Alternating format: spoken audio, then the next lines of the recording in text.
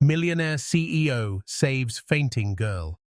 The truth about her identity left him speechless. The late afternoon sunlight streamed through the towering glass ceiling of Stella Heights Mall, casting a golden warmth over the polished marble floors and reflecting in shimmering patterns on the walls. The air carried a blend of scents, freshly baked pastries from the bakery downstairs, mingling with the earthy aroma of roasted coffee drifting from the nearby cafe. Jonathan Hayes, tall, broad-shouldered, and dressed in a flawlessly tailored navy suit, walked with the ease of a man accustomed to power. At 35, he was not just a CEO, but a name in the business world that commanded respect. A man who had transformed a struggling startup into an international giant. Normally, his life was a constant rush, meetings that stretched into the night, calls at dawn, contracts worth millions balanced on his words. But today was different. He had just signed a deal that would reshape his company's future, a monumental victory that deserved, for once, a moment of quiet. Deciding to indulge himself, he stepped into the cafe on the second floor, where soft jazz played in the background and the world outside seemed to move just a little slower. The barista behind the counter recognized him instantly, but kept her composure as he ordered in his deep, steady voice, "Americano, black." A few minutes later, he sat at a corner table, sipping the hot, bitter coffee, his eyes wandering to the atrium below.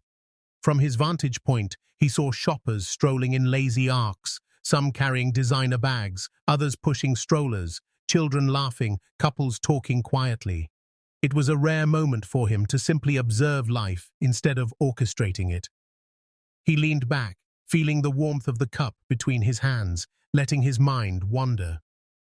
Then it happened. A muffled, heavy sound cut through the air. It was not the clatter of a dropped shopping bag or the squeak of shoes on marble. It was dull, human, wrong. His eyes instantly searched the open space, and there, across the atrium, he saw her. A young woman collapsed on the floor, her limbs awkwardly bent, her worn-out bag spilled beside her. She was slender, her face pale as porcelain, her hair escaping from a messy ponytail. Even from a distance, Jonathan could tell something was terribly wrong. Around her, people had stopped, staring, unsure what to do. A teenager raised his phone, recording, while a middle-aged woman covered her mouth in shock. Jonathan's chair scraped against the floor as he stood sharply, his instincts kicking in with absolute clarity. In 3 long strides, he was out of the cafe, his shoes striking the marble with determined precision. The crowd seemed to part for him, their murmurs following in his wake. When he reached her side, he knelt, his expensive suit brushing the floor, but he didn't care. He reached for her wrist, finding a faint, irregular pulse. "Hey, can you hear me?" he asked, his voice urgent but controlled. No response. Her breathing was shallow, uneven. He looked up, his eyes sharp as steel. "Call an ambulance," he ordered, his voice cutting through the haze of confusion. A man nearby fumbled for his phone, stammering into it as he called emergency services. Jonathan, wasting no time, slid one arm under her knees, the other beneath her shoulders, and lifted her effortlessly into his arms. She felt light, far too light, as though she hadn't eaten properly in days. Her head rested against his chest, her skin cold against the heat of his body. "It's okay. I've got you," he murmured quietly, though he knew she couldn't hear him. The onlooker's eyes followed as he carried her toward the mall's main entrance, ignoring the whispers and the click of phone cameras capturing the scene. A security guard hurried ahead, clearing a path, and Jonathan quickened his pace, his jaw tight. In the distance, the faint wail of sirens grew louder, closer. The sliding glass doors opened, and the bright sunlight made him squint, but he kept moving.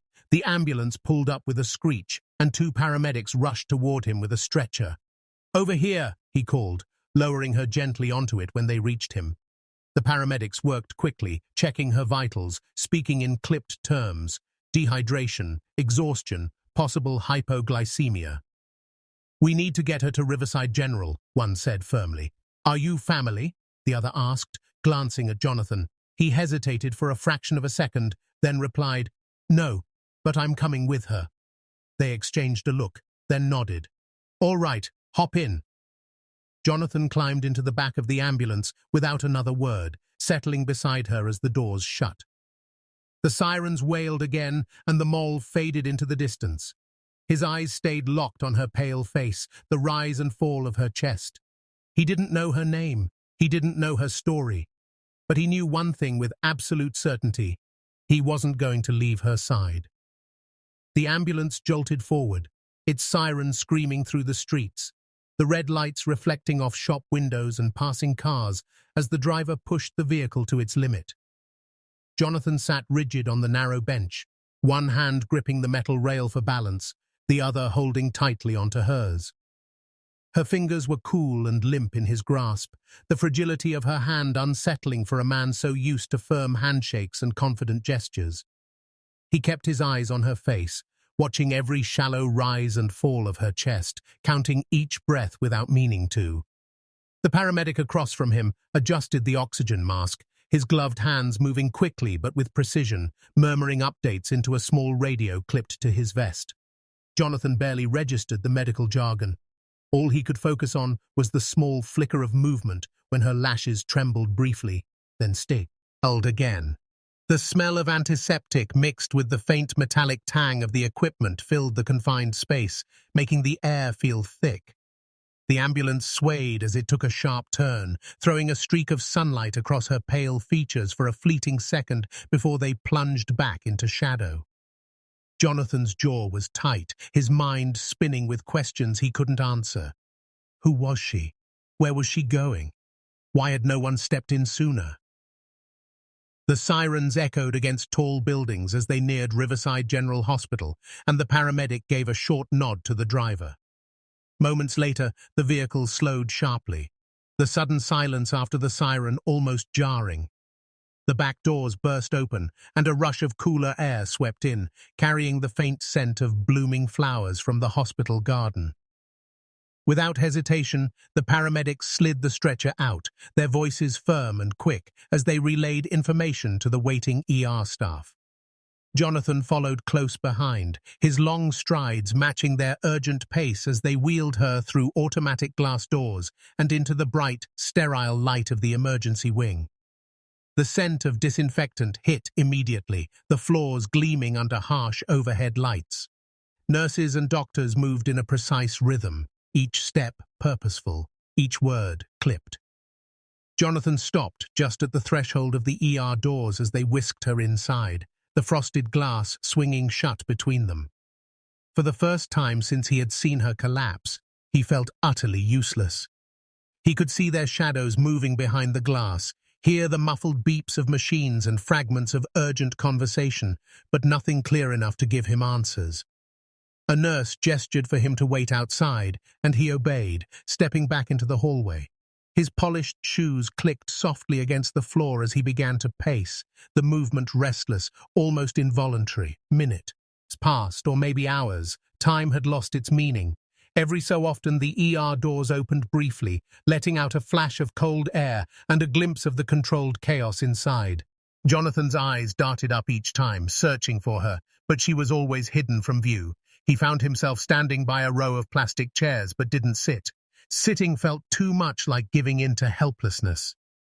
Instead, he kept walking, his mind replaying those moments in the mall over and over, each detail sharper than the last. Finally, the sound of approaching footsteps broke his trance. A nurse in light blue scrubs approached, her expression calm but tinged with fatigue. Jonathan stopped mid-step, his gaze fixed on her face, searching for a clue before she even spoke. "She's stable now," the nurse said gently, holding his gaze as if to anchor him. "Severe dehydration and exhaustion. We've given her fluids and she's resting." Jonathan exhaled slowly, though the knot in his chest didn't completely loosen. "Thank you," he said quietly, his voice carrying the weight of unspoken relief. But the nurse didn't leave. She hesitated for a moment, then added, "There's something else. She has no identification on her. No ID, no phone, nothing to tell us who she is." Jonathan's brows furrowed, his mind processing the words with measured precision. "Nothing at all?" he asked, a faint edge of disbelief in his tone. The nurse shook her head, her expression shifting toward concern. We checked her bag, empty except for a small bottle of water and a crumpled bus ticket. No address, no contacts. Jonathan's eyes narrowed slightly, not in suspicion but in curiosity. A young woman alone in a crowded mall, collapsing with no one to call, no name to leave behind. It didn't make sense. "All right," he said finally, his voice low but steady. "Then until we know who she is, I'll be the one you contact." The nurse studied him for a brief second, as though weighing the sincerity in his tone, then gave a short nod before turning away, leaving him once again in the quiet hum of the hallway. Jonathan stood there, the echo of her words lingering in his mind. No ID, no phone, no one. And for reasons he couldn't explain yet, the thought unsettled him more than he cared to admit. The faint morning light slipped through the thin hospital curtains, painting pale streaks across the white walls. Jonathan stood at the doorway of her room, his hand resting lightly on the frame, unsure for a moment if he should enter. She was propped up slightly in bed, the pale glow of the sunlight catching in her hair, her eyes, deep, warm brown, blinking slowly as if still adjusting to the world around her. When her gaze found his, there was a flicker of recognition, followed by a hesitant softness. You carried me here," she asked, her voice fragile, almost as if speaking hurt. Jonathan stepped inside, his footsteps muted against the linoleum. "Yes," he answered simply, stopping a few feet from her bed. "I'm Jonathan." She studied him for a second longer before murmuring, "Lila," as though the name itself was something she wasn't entirely used to saying aloud. He offered her the plastic cup of water resting on the table beside her, and she took it with hands that trembled just enough to make him steady it for her. She drank in slow sips, her throat working with each swallow, before placing the cup back down with a quiet, "Thank you." For a few moments, neither spoke. The room hummed softly with the distant sounds of hospital life. Footsteps in the hall, the rolling of a cart, a muffled voice over the intercom. Over the next days, Jonathan returned again and again, each time greeted by a faint smile that seemed both grateful and cautious. Bits and pieces of her story emerged, never in long confessions, but in small moments, like puzzle pieces scattered over time. She told him she worked 2 jobs, her hours stretching into the night and beginning before dawn, leaving little space for rest. She spoke of living in a small apartment not far from the city, but never mentioned friends visiting or anyone waiting for her at home. Jonathan noticed the way she sometimes avoided his eyes when he asked about her family, her lips pressing into a thin line before she changed the subject. She admitted, almost apologetically, that she had been skipping meals, not out of neglect, but to save money for something she wouldn't yet explain.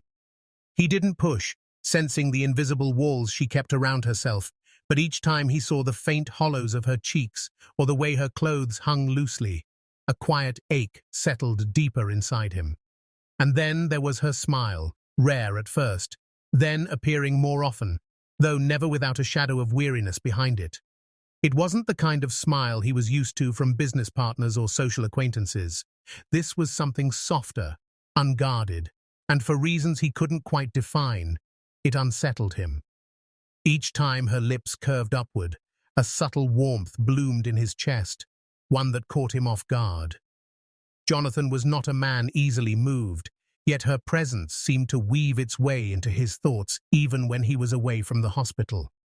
Sometimes, while she spoke in that quiet, deliberate way of hers, he would find himself simply watching her, noticing the way her hands moved when she gestured or how her gaze wandered toward the window as if she were listening to something only she could hear. She carried an air of resilience beneath the fragility, a quiet strength that drew him in without him realizing it. In the evenings, when visiting hours ended and he walked back through the fluorescent-lit corridors to the parking lot, he would think about the questions she hadn't answered, the spaces in her story left deliberately blank. But he would also think about how, for the first time in years, he felt more concerned about another person's well-being than any deal, any profit margin, or any meeting waiting for him the next day. And though he couldn't explain it, not to himself, not yet. He knew with absolute certainty that he would keep coming back, until she no longer looked at him with caution, but with trust. It was late in the evening when Jonathan returned to the hospital, the halls quieter than usual, the bright overhead lights casting long shadows along the polished floor. Visiting hours were nearly over, but he had learned that the nurses at the front desk no longer questioned his presence. His daily visits had become an unspoken routine. As he approached Lila's room, he slowed his steps, catching the low murmur of voices from around the corner near the nurses' station. "She's been asking about adoption records," one nurse said, her voice curious but cautious. The words stopped him in his tracks. He remained just out of sight, listening, the faint tapping of a keyboard and the rustle of paperwork filling the silence between their words. "She was very specific," the other nurse replied, her tone carrying a mix of confusion and sympathy. "Wanted to know if there was any way to access older files, records from over 20 years ago." Jonathan's brows drew together, his mind instantly turning over possibilities. Adoption records.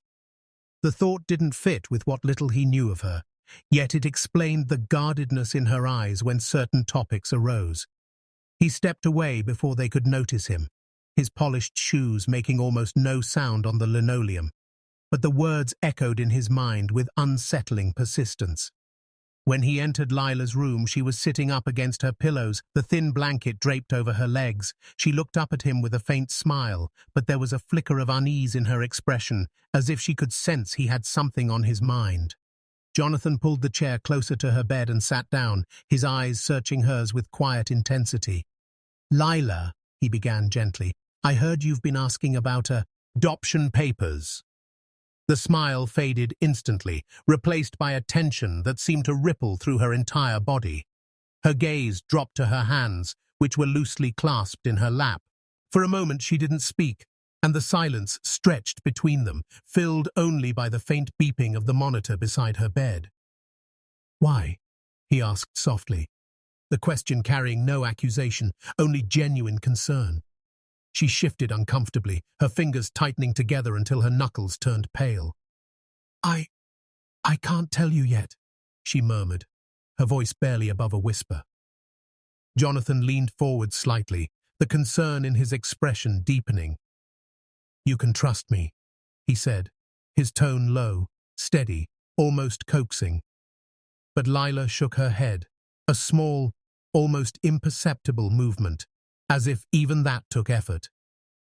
Her breathing quickened, and he noticed the way her shoulders trembled ever so slightly. She bit her lower lip, as though trying to hold back the words threatening to spill out. Jonathan sat back, realizing that pressing her now would only push her further away. Instead, he waited, giving her the space she seemed to need. After a long pause, she finally lifted her gaze to meet his, and in her eyes, he saw something fragile yet unyielding, a mix of fear, sorrow, and determination.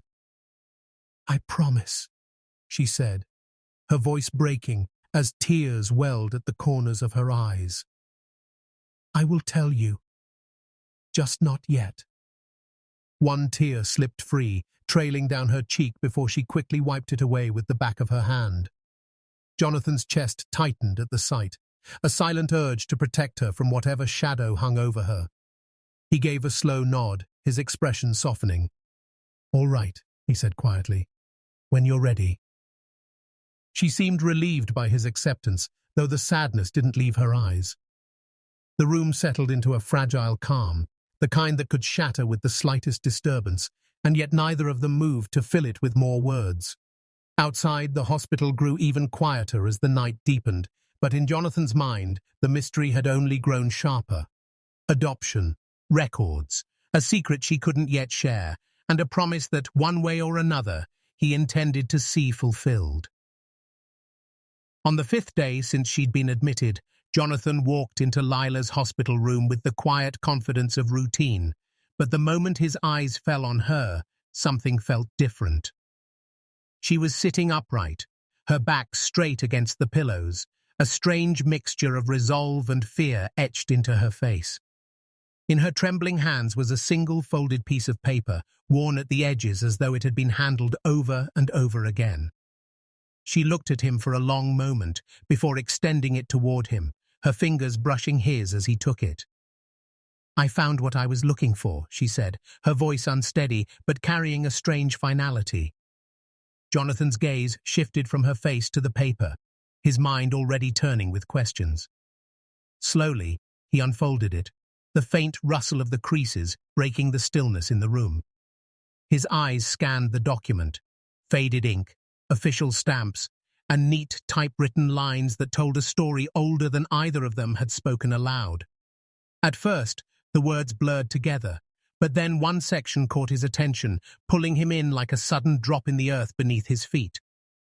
The name listed under biological father, Daniel Hayes. His breath stalled in his chest. The name was so familiar it was almost part of his bones. He had written it countless times on birthday cards, said it in business introductions, heard it spoken with respect and fear in boardrooms. His father. The paper trembled in his hands, though he wasn't aware he was shaking. He looked up at Lila, his voice faltering before it even formed the question. "You're my sister?" The words left him in a whisper, fragile, almost breaking on his tongue. Lila's eyes shone with unshed tears, and she gave a small, trembling nod.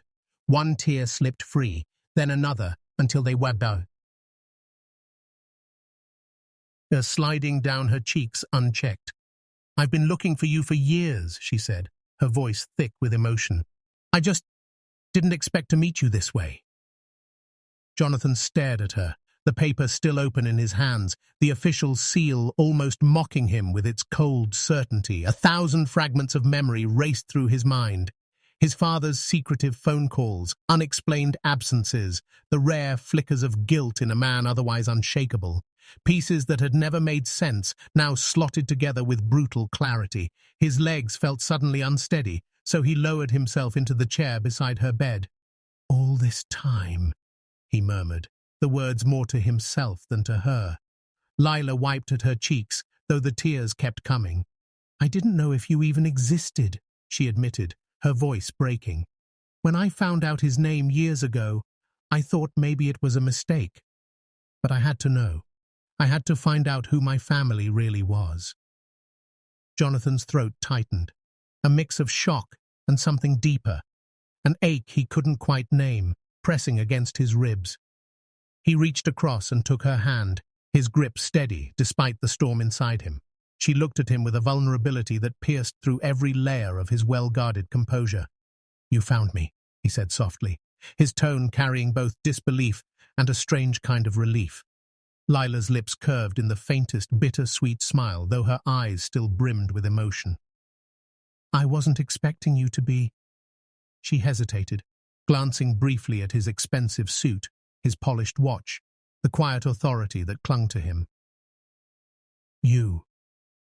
He almost smiled at that, but the gravity of the revelation kept it from forming. Instead, he squeezed her hand gently, as if to ground both of them in this new, unshakable truth. Outside the window, the late afternoon light cast long, golden shadows across the floor, but inside the room, everything felt suspended. Time, breath, and the steady rhythm of two lives that had just collided in a way neither could have foreseen. The folded paper lay between them now, no longer just a document, but a bridge between strangers who shared the same blood, and a history that was only beginning to unfold. The revelation still lingered in the air, but Jonathan didn't let hesitation win. In a slow, deliberate motion, he set the folded paper on the bedside table and stood, his eyes never leaving hers. He stepped forward and wrapped his arms around her, holding her tightly, as if the act alone could erase all the years they had been apart. Lila stiffened for a moment, startled by the sudden closeness, then melted into his embrace, her face pressed against his chest, listening to the steady beat of a heart that, despite everything, felt like home. "You'll never be alone again, Lila. I promise," he said, his voice low but unshakable, the kind of vow that doesn't get broken. When he finally released her, There was a quiet certainty between them, a wordless agreement that from this moment forward, their lives would be intertwined. Over the next few days, Jonathan took care of everything without question. Hospital bills were settled before Lila even saw them, arrangements were made for her discharge, and a car was waiting to bring her not to an empty apartment, but to his own home. It wasn't about luxury or comfort, though his estate had plenty of both. It was about presence, about making sure that when she woke up in the morning, she wouldn't have to wonder who would be there for her. The first night, she hesitated at the door to the guest room, her eyes roaming over the neatly made bed, the sunlight spilling through the tall windows, the quiet hum of a house that had always been too big for just one person. "This is too much," she whispered. Jonathan shook his head. "It's exactly what you deserve." Meals were shared at the long dining table, conversations growing longer and warmer with each passing evening. She told him pieces of her story, some painful, some filled with quiet hope, and he listened without judgment, storing each word as if it were a rare treasure. In return, he shared stories of his childhood, of the father they both now saw in a more complicated light, of his rise in the business world and the lonely victories that came with it. It was in those small exchanges that the bond between them deepened, not as a CEO and a young woman in need, but as two people learning what it meant to be family.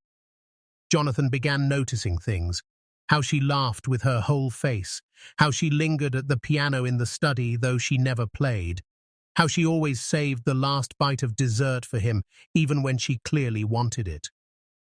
One afternoon, he caught her in the library, curled up with a book she had pulled from a high shelf, the same way he used to when he was her age. In moments like that, he saw reflections of himself, proof that blood had a way of connecting more than just names on paper. For Lila, the transformation was quieter but no less profound. She no longer counted coins before buying groceries, no longer feared that an unexpected illness could upend her life. More than security, she had found a place where she was wanted without condition. She began leaving her door open at night, a small act of trust that meant more to Jonathan than she could have guessed. Weeks turned into months, and soon their lives had settled into a rhythm. Morning coffee in the garden, evenings filled with easy conversation, occasional disagreements softened by the knowledge that neither was going anywhere. In the business world, Jonathan remained the same man who built empires, negotiated with unflinching precision, and commanded boardrooms.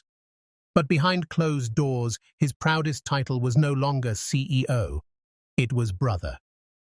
And though he would never admit it to anyone else, saving Lila had been the most important deal of his life, a victory not measured in profit or prestige, but in the quiet joy of knowing that they had found each other against all odds.